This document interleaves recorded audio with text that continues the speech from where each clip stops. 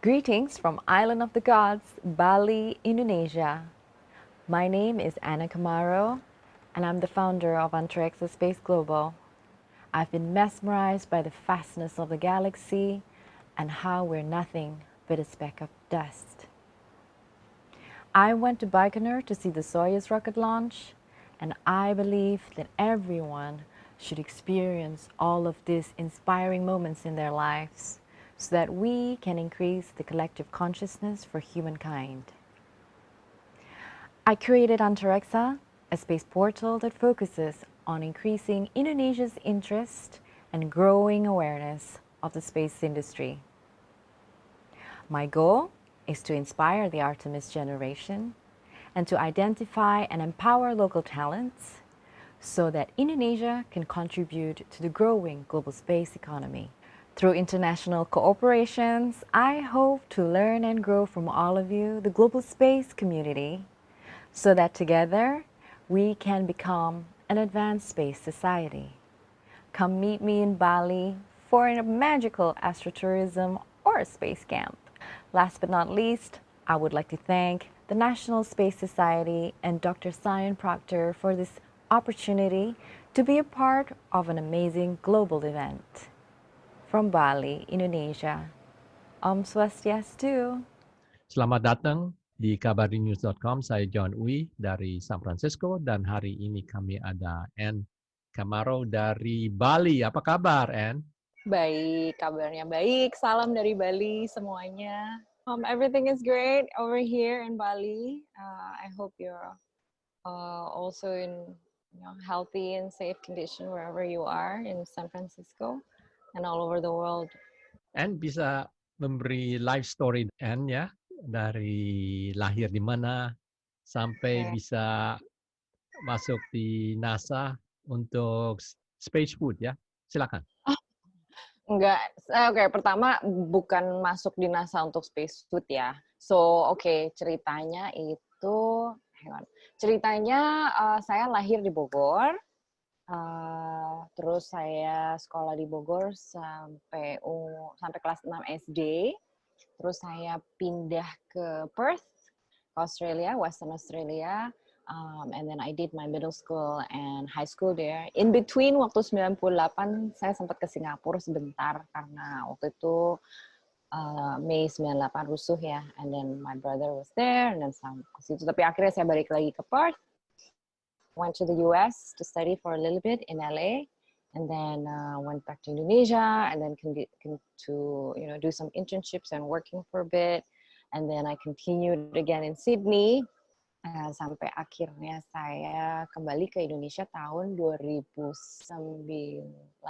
2010 lah ya. 2010 itu saya for good karena my father passed away, so I went back. And I actually didn't have a plan to return to Indonesia karena cukup lama saya tinggal di luar negeri gitu, jadi kayak pulang ke Indonesia kan cuma pas liburan aja. Jadi sebetulnya 2009 itu pas pulang tidak merasa ada ikatan batin ya sama Indonesia gitu loh. Tapi satu dan lain hal akhirnya saya di sini, saya stuck di sini, saya stuck di sini sampai sekarang. But yeah, it's I've been here and I've been working here for the past 10 years ya, since 2010. In variety of industries in Indonesia.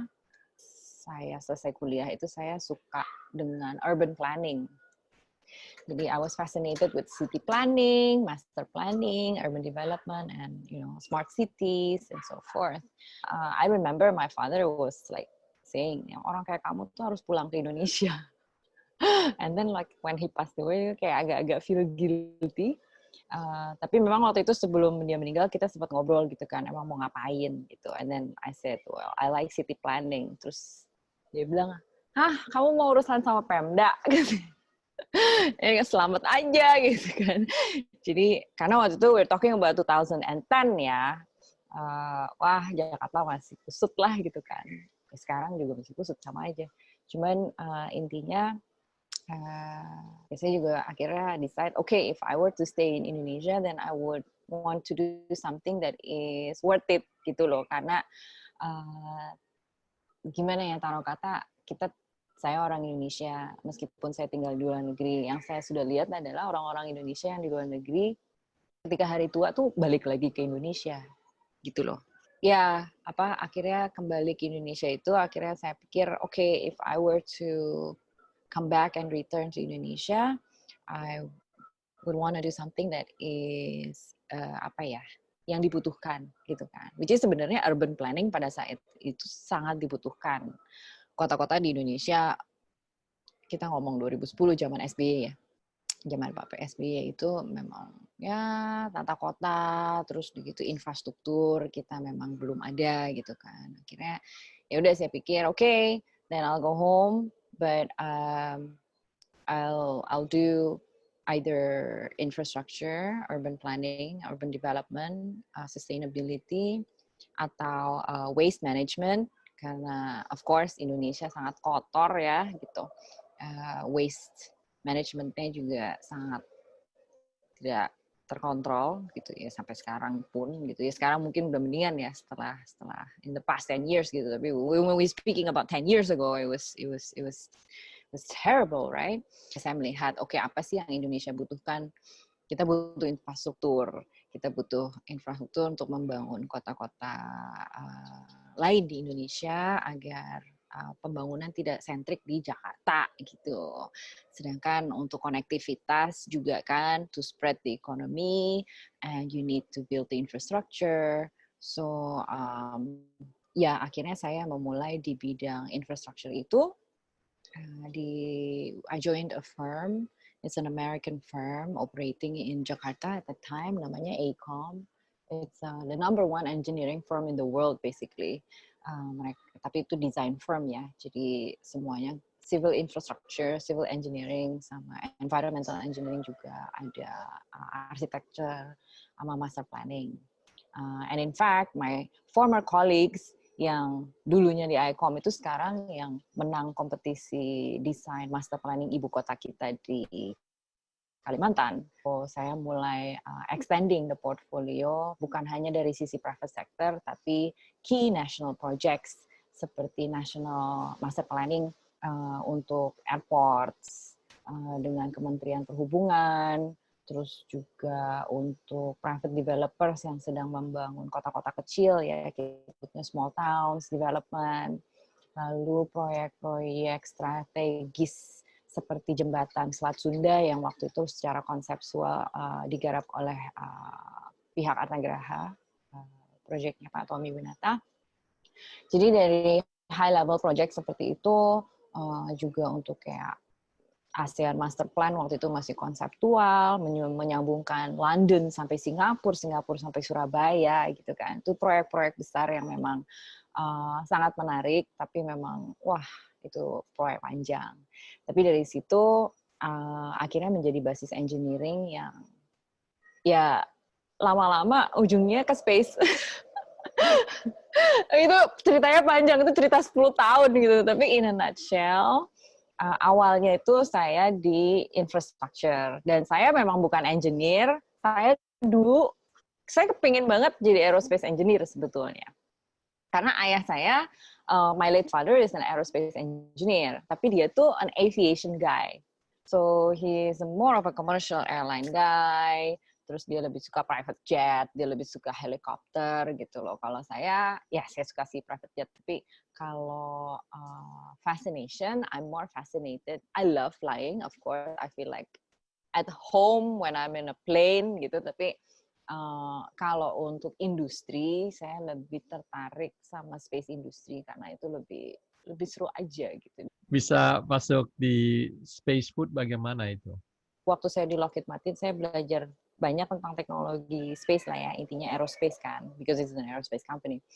PR mereka ini akan jauh lebih mudah menggunakan space technology, which is pakai satelit, gitu kan. Nah, sebetulnya kan saya sudah juga mempromosikan satellite technology ini, space technology ini sejak 2014 ke beberapa teman-teman. Ya. Habis dari climate change beres gitu, I think I know I will always come back to space, I will always come back to aerospace, tapi masih belum tahu aja kayak celahnya di mana gitu kan. Dan akhirnya saya pikir udahlah ya, saya bikin startup aja di Indonesia ini. Jadi yang selama ini saya rekomendasikan ke teman-teman saya itu akhirnya saya kerjain sendiri gitu loh. Just because it's like, kalau saya, I'm quite confident because probably because I've been in the industry and then I know how you play it out gitu kan. Dan networknya juga, oh ya saya tahu ini siapa, ini siapa, ini siapa. Jadi kalau buat saya ya ini bisnis susah, ya bisnis mana sih yang nggak susah? Apalagi sekarang semua juga lagi susah gitu loh. Sama aja gitu. Cuman masalahnya adalah bisnis saya susah, bisnis kamu susah. Tapi bisnis kamu ada future-nya apa enggak? Kalau bisnis yang saya mulai sekarang, it's the future. Jadi harus dimulai dari sekarang. Ini kan kita ngomongin masalah sustainability ya gitu loh. Kayak oil and gas tuh udah nggak seksi lagi. If you're gonna stay in oil and gas gitu kan, kalau mau susah, mendingan susah untuk yang ada future-nya atau susah untuk yang nggak ada future-nya sama sekali gitu kan.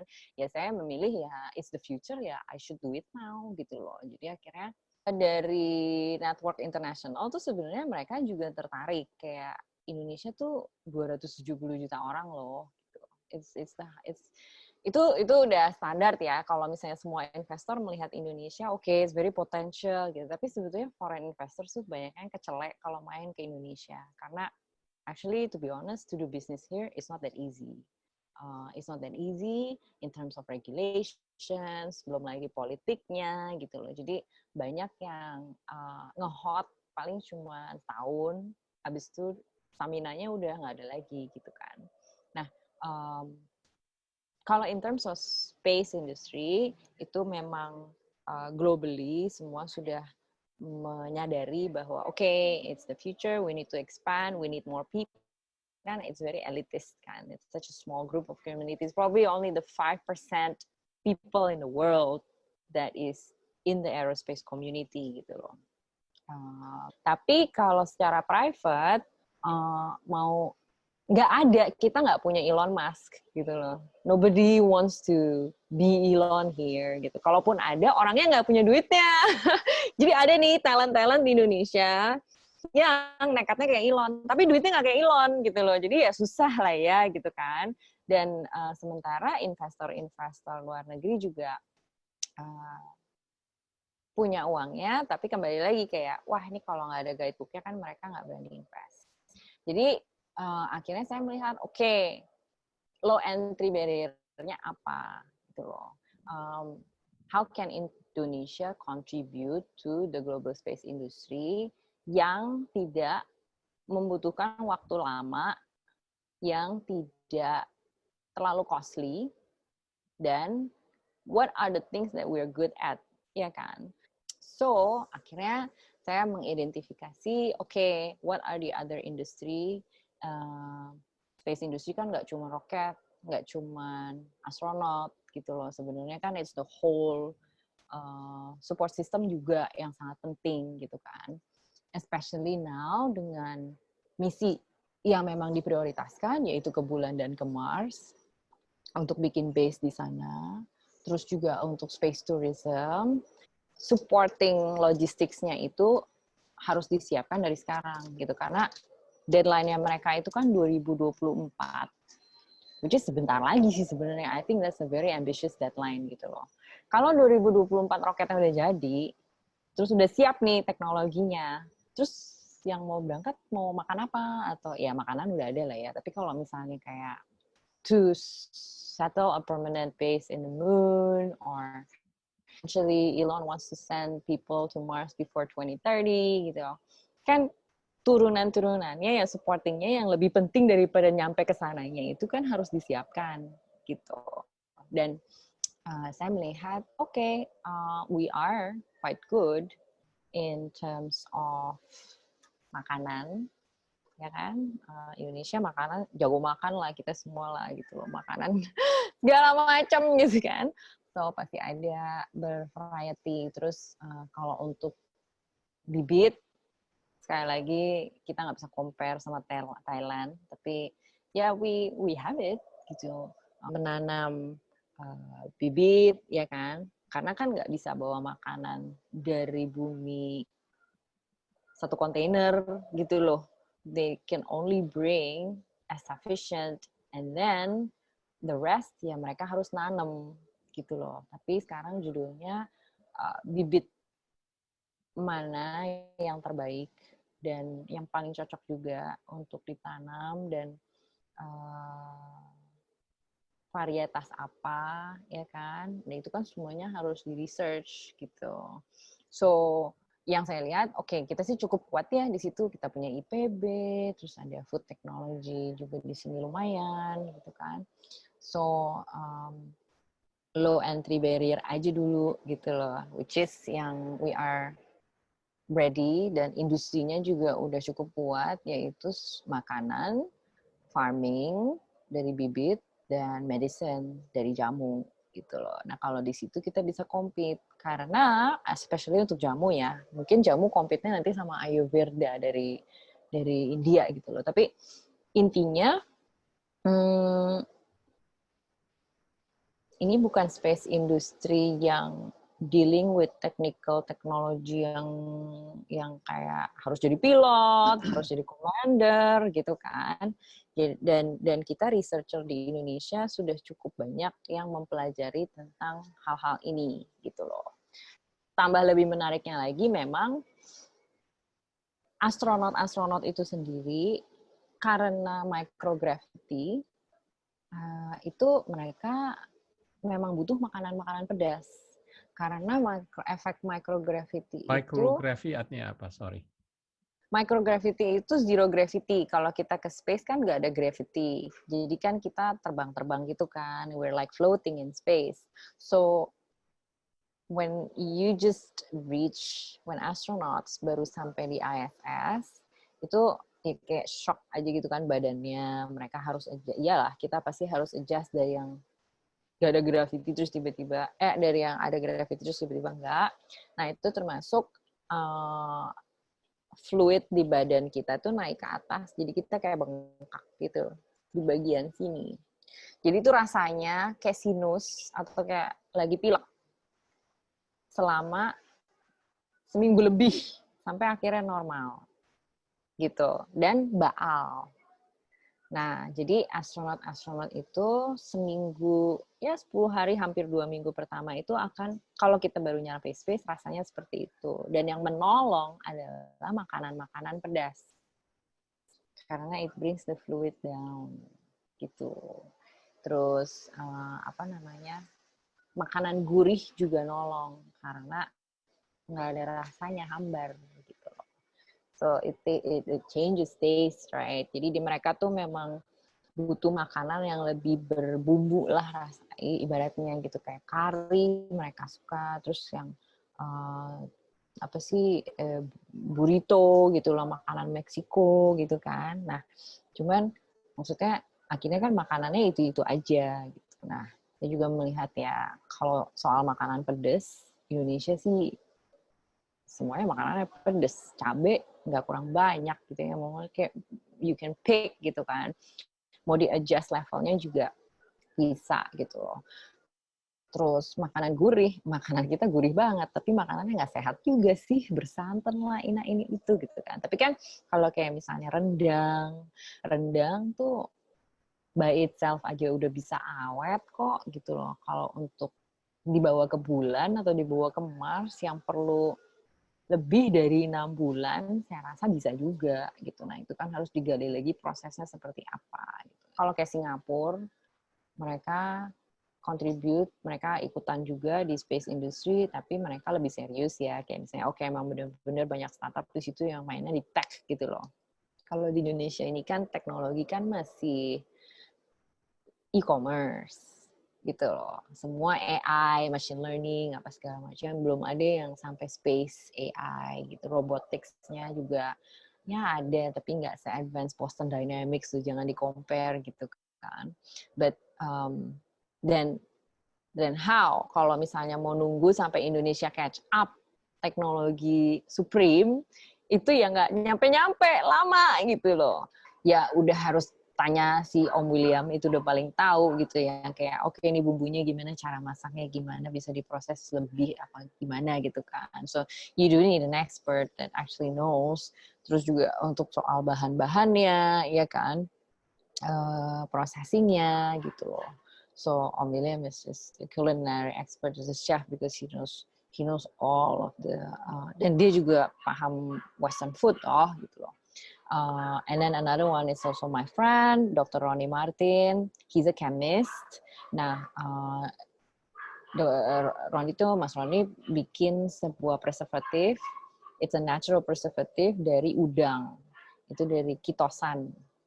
So kitosan is widely used as well, but it's used for fish, fruits. Nah sekarang mulai nih sambal, makanan-makanan. Terus body care juga gitu. Waktu itu teman kita bikin shampoo dari kaffir lime, itu apa ya, jeruk purut. Tadinya nggak bisa awet tuh, lebih dari seminggu gitu di kulkas pasti rusak gitu loh. Tapi setelah dipakein itu bisa sebulan tanpa kulkas gitu. Jadi extending lifespan tapi organically. With nanotechnology pakai cangkangnya udang gitu, karena kan sekarang the challenge is you wanna label something organic tapi kan itu harus diawetin ya kalau yang bentuknya lotion gitu loh. Tapi kalau misalnya preservatif kan sekarang kebanyakan masih kimia gitu loh. Jadi Mas Roni ini punya jawabannya, oke ini pakai kitosan, teknologi nano, it's organic, dan it's aman gitu loh. Nah, there's the space food, there's the space farming. So actually the space farming will come first. Makanan dibawa, tapi kan misalnya cuma cukup buat 3 bulan, selebihnya mereka harus tanam. Ya toh? Nah, dari space farming yang ditanam itu harus bisa jadi makanan, harus bisa jadi medicine juga. Dan itu harus di-coating lah istilahnya supaya awetnya lebih lama lagi kan gitu. Nah, apakah itu bisa pakai Mas Roni punya kitosan? Ya, that's yet to be research gitu loh. Terus yang ketiga ada Mushab juga, anak muda juga. Dia itu suka dengan insects, worm. He's a worm grower. Dan dia juga ada urban farming, central farm. Nah, kalau dengan insects itu menjadi salah satu opsi protein untuk di space. Sekarang memang udah ada opsi untuk mencetak 3 dimensi beef. Ya, there's a few companies like from Israel, dari mana tuh lagi. Tapi lightweight, terus protein tinggi itu sebetulnya mereka lebih prefer insects. Nah, Indonesia kan juga punya ulet sago gitu, terus ada ulet apalagi yang saya nggak tahu, itu dia mesti jadi PR-nya Mushab tuh cari tahu gitu loh, kita cocok-cocok proteinnya. Kalau misalnya Indonesia ada insect apa aja gitu. Kalau Om William kan, kita punya ulet sago, oh iya benar juga ya, itu kalau di freeze dried, gitu kan semua kan space foodnya di freeze dried. Kalau ulet sago di freeze dried sih bisa jadi kayak kerupuk gitu, tapi high protein kan. So atau dijadiin bubuk gitu. So yeah, it's just exploring many different kind of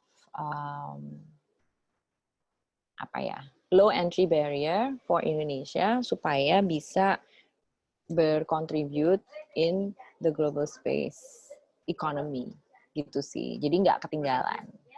There you go, here I am. I'm here to give you information, give you awareness, and educate you that it's just like another business, actually. It's just another industry. It doesn't have to be that complicated just because it goes to space. Yeah, of course, it is more complicated daripada di bumi gitu. Tapi maksudnya, your business bisa sustainable kalau you extend your portfolio ke sana, karena arahnya akan ke sana. Gitu. You have a company, I guess this is your startup company, Antarexa Space? Yeah. Antarexa Space Global. Global, yeah. Okay. Jadi, this startup, I guess you're the only one di Indonesia kan? Ya, kalau yang bertema seperti ini, iya. Kalau yang kalau yang lain-lain itu startup paling kayak misalnya UAV, terus mereka lagi coba bikin high altitude hubs, yang teknologi aerospace gitu kan. Tapi itu di level apa ya? UAV sama hubs gitu loh, di bawahnya satelit. Ada juga startup yang satelit tapi juga belum jadi-jadi satelitnya gitu. Tapi kalau misalnya di Indonesia yang ber apa ya bertemakan seperti ini, ya baru saya sih. Dari ini startup, number one is how to make space food, right? Number one. Number two is how to grow plant, ya, supaya bisa sustain buat hidup di luar, maksudnya di Mars atau Hmm. apa. Terus nomor Mm-mm. tiga, jamu kalau nggak salah. Itu buat, I guess buat obat. Dan ya, iya buat obat. Jadi eliksir ya, karena maksudnya astronot-astronot ini kan betul-betul nggak boleh sakit. Mereka harus semacam setiap hari itu ada kerjaan dong pasti gitu loh. Yang namanya juga first base on the moon, dia di ISS juga gitu kan. Jadi jamu sebagai elixir shot untuk bisa apa ya menjaga stamina aja sih.